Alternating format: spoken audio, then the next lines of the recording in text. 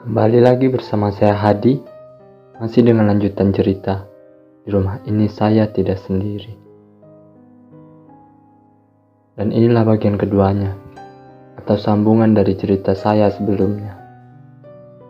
Baiklah, langsung saja masuk ke kejadian lainnya. Belajar dari kejadian-kejadian sebelumnya, untuk mengurangi sedikit rasa takut, maka saya putuskan untuk mengajak salah seorang teman saya yang bernama Fahri untuk menemani saya tinggal di rumah ini.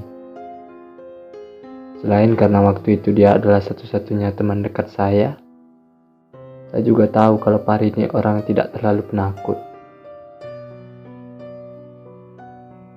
Singkat cerita, sepulangnya dari tongkrongan sekitar pukul 11 malam, kami berdua sudah berada di rumah saya. Kami pun langsung menonton TV. Saat itu, kami duduk di kursi plastik yang masing-masing menghadap ke arah TV. Fahri di sebelah kiri, dan saya di sebelah kanan. Jarak duduk kami hanya sekitar 60 cm. Agak lama kami menonton, tiba-tiba kami merasa lapar. Saya bilang ke Fahri, biar saya saja yang memasak nasi goreng. Lalu saya pun beranjak menuju dapur. Baru sekitar 6 atau 7 menitan saya memasak, Fahri menyusul saya ke dapur. Dia datang sambil tersenyum melihat ke arah saya yang sedang memasak.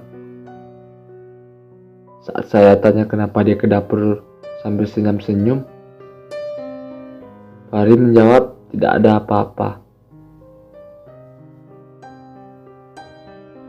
Karena saya merasa ada yang janggal, saya bertanya lagi, kenapa?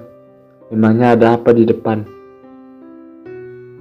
Barulah dengan sedikit keraguan dan memelankan suaranya, Fahri berkata bahwa kursi yang tadi saya duduki seperti ada yang menarik hingga bergeser menjauhi tempat duduknya. Meski agak ngeri, saya cuma mengajak Fahri untuk mengabaikan hal itu begitu saja. Masakan pun selesai. Niat awal kami karena tidak mau ketinggalan film, sebenarnya ingin makan sambil menonton. Tapi karena peristiwa itu tadi, kami memutuskan untuk menyantapnya di ruang makan saja. Setelah selesai makan, kami berniat untuk langsung tidur. Tapi Fahri bilang bahwa TV belum dia matikan. Akhirnya kami berdua sepakat untuk bersama-sama ke ruang TV dan mematikan TV. Saat kami sampai di ruang TV, keadaan di situ membuat kami menjadi semakin ngeri. Tadi, Fahri berkata bahwa hanya kursi yang saya tempati saja yang bergeser. Namun, yang sekarang kami lihat, kedua kursi sudah berpindah sedemikian jauhnya. Kami berdua terdiam. Namun saya beranikan diri untuk buru-buru mematikan TV. Kemudian kami pun langsung masuk ke dalam kamar. Lalu kami pun tertidur hingga pagi tiba. Setelah kejadian itu, sebenarnya masih ada lagi kejadian-kejadian kecil yang saya alami bersama Fahri di rumah ini. Namun karena tidak terlalu berasa, menurut saya tidak perlu dibagikan. Barulah beberapa bulan setelah itu, kami memutuskan untuk mengajak teman kami yang bernama Alif untuk menginap di rumah saya. Karena waktu itu saya punya PS2. Sepertinya akan main lebih seru jika main bertiga.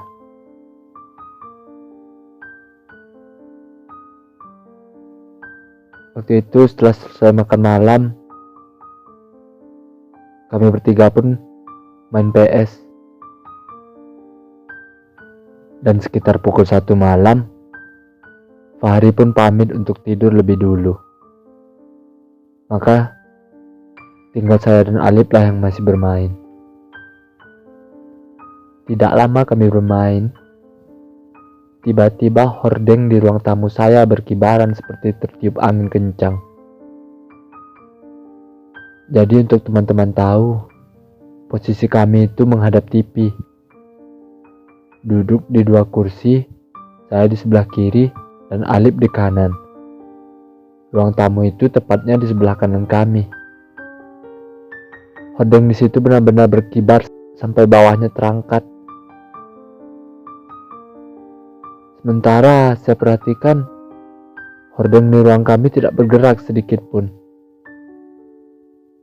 Kami berdua hanya menatap heran ke arah hordeng yang berkibar-kibar itu. Tapi tiba-tiba, dengan wajah ketakutan, Alip menunjuk-nunjuk ke arah ruang tamu. Dia berkata sambil sedikit berteriak, "Itu apa, Di? Apa itu yang tadi lewat?" Saya melihat ke arah yang dia tunjuk dan memperhatikan dengan seksama. Tapi saya tidak melihat apa-apa. Selain hordeng yang mulai berhenti berkibar. Lalu saya mengajak Alip untuk udahan saja main PS-nya. "Udah yuk, tidur lagi aja." Saya mematikan TV dan PS. Kemudian kami pun masuk ke kamar menyusul Fahri yang sudah tertidur. Kami berbaring. Sambil berbaring, Alip bertanya, "Di, kau tadi lihat nggak yang di ruang tamu?" Saya pun menjawab, "Lihat, hordeng yang goyang-goyang kan?" Kata Alip lagi, "Bukan hordengnya, tapi bayang putih yang melayang dan tembus keluar lewat jendela."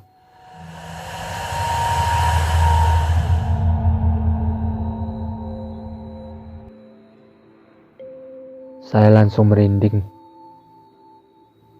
Kami pun memutuskan untuk tidak membahas itu. Kami tertidur, dan pagi pun tiba. Setelah kejadian itu, beberapa bulan kemudian, ayah, ibu, dan adik saya pun pindah ke rumah ini. Karena orang tua saya sudah pensiun. Gangguan-gangguan di rumah ini pun perlahan menghilang, dan hingga tidak ada lagi peristiwa aneh yang terjadi di rumah ini. Cukup sekian cerita ini. Semua kejadian baik dari part 1 hingga part 2 benar-benar nyata saya alami dan bukan kisah fiksi. Baiklah, saya Hadi, pamit undur diri. Sekian dan terima kasih.